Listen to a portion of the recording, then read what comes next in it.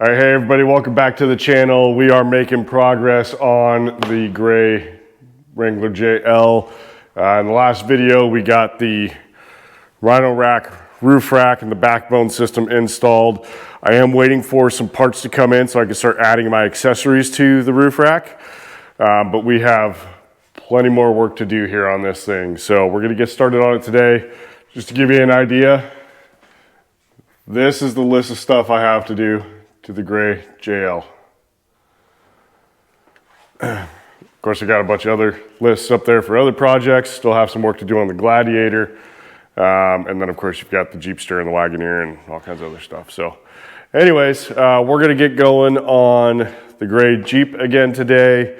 And this time we're gonna be focusing on lights. So if you've been following along, you probably already know that a number of the lights that are currently on this Jeep don't even work. So these front bumper lights, I'm not even sure what brand these are. I think they might be Heretic Studios, but I'm not sure. If you know, drop a comment in the comment section down below. But these lights on the front bumper aren't even connected. The pigtails are just stuffed back behind the bumper. So they're not even hooked up to anything. The A-pillar lights do work. Gonna change them out anyway. These ditch lights do not work. The overhead light bar does work, so that's good. Yeah, not having these work, these aren't gonna be a big deal. So since they're not hooked up to anything, just pull them off, put the new lights on that we have for it. I do have rock lights for it. I also have some chase lights that I'm going to figure out how I want to mount those up. And then I've also got some knuckle pod lights for down on the steering knuckles. So lots of lighting to do here. And before we get any lights before lockers comments, it is a Rubicon. It already has lockers, so I'm not doing lights before lockers. So we're going to get started on this, but before I can start adding the lights, I need to add a way to control it. So this does have the factory auxiliary switches, but I'm doing more than 4 sets of lights, and I don't want everything all tied together where everything comes on at once with, you know, 1 or 2 switches. So I'm actually gonna add something to do that, and you've seen this before on the other Jeeps. Today we are going to install the S-Pod on the gray Jeep. I'm not going to go super in depth with the install of the S-Pod on this Jeep just because we have 2 videos of doing this install on 2 of the other Jeeps. The Gladiator, we did the install on that. We did the digital touchscreen on that one.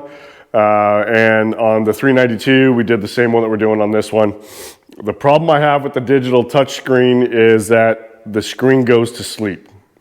Everything's still active. If you have circuits turned on, those circuits will stay on, but the screen will go dark. So if I want to control it at that point, I have to first tap the screen to wake it up, and then I can actually access the buttons. So maybe there's a setting that I have wrong on there that I can change. If you know anything about that, drop a note in the comments. Let me know what to do to fix that.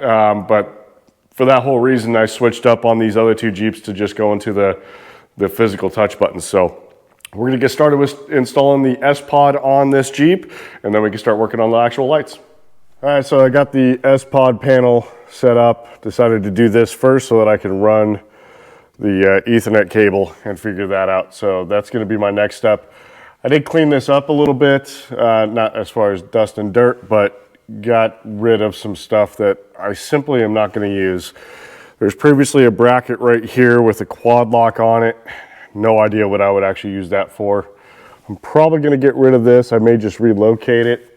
But I also removed the ICOM radio.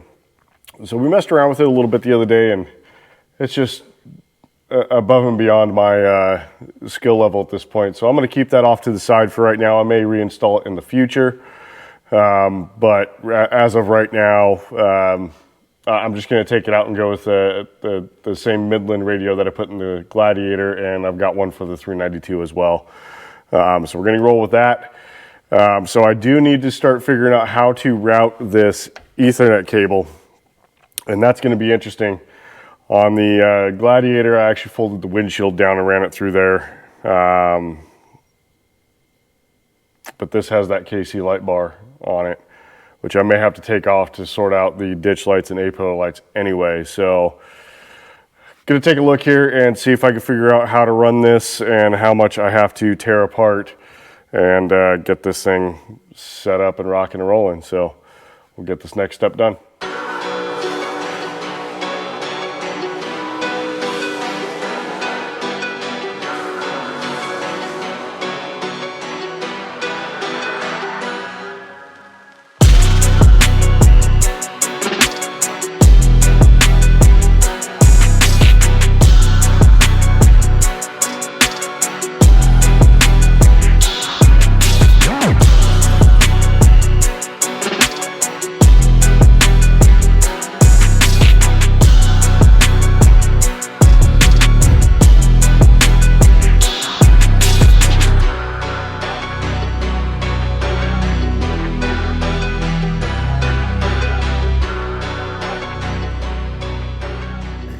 All right, so I'm gonna show you what I'm dealing with here.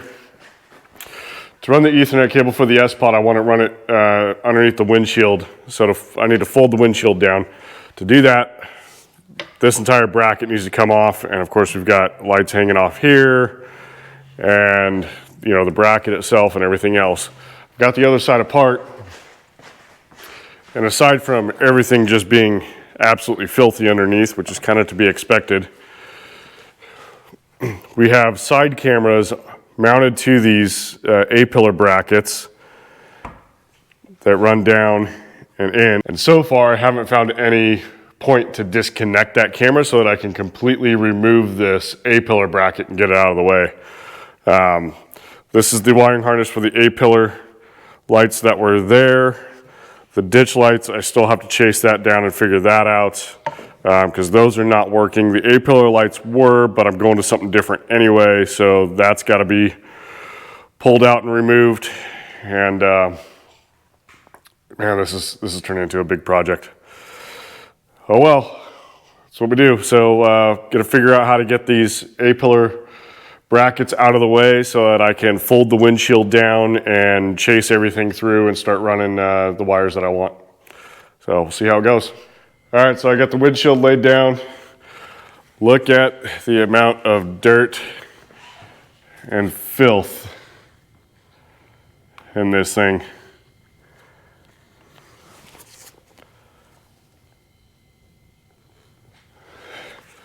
This thing has definitely been out in the dirt a lot, and I got a lot of cleanup to do. Holy crap. All right, well, I'm gonna run the wire now, start wiping this stuff down, I guess. So I'm going to run the Ethernet wire to the S-Pod. We'll get that all buttoned up, and then we can start working on the rest of it. All right, so I got the Ethernet cable run down through the windshield, through the foam here, and just kind of hanging out in here. So now I can actually get started on installing the actual S-Pod control blocks. So I'm going to feed this up and connect it, and then install the S-Pod. So we'll get going on that now. Then we can finally start working on getting things wired up the way we want them. So there's going to be quite a bit of chasing wires down on the existing lights, especially the ditch lights. But got to do what we got to do, right? I do have the S-Pod in place. I haven't hooked it up to the battery yet because there's plenty of wires I'm chasing down here. So I think at this point, it's just a matter of trying to figure out what's connected, what's not, what I'm running things to, and laying everything out, and then I can start buttoning everything up and wire it all up at one time. So definitely making some progress. It's kind of slow going, but it is what it is. So we'll get it done, and it's going to be nice when it is. So looking forward to it. All right, so after having this bracket dangling down with the light attached, since I didn't know where it went, started looking and thought I saw something, so I gave it a good yank, and it was not connected to anything. It was just stuffed down in there. So that's awesome.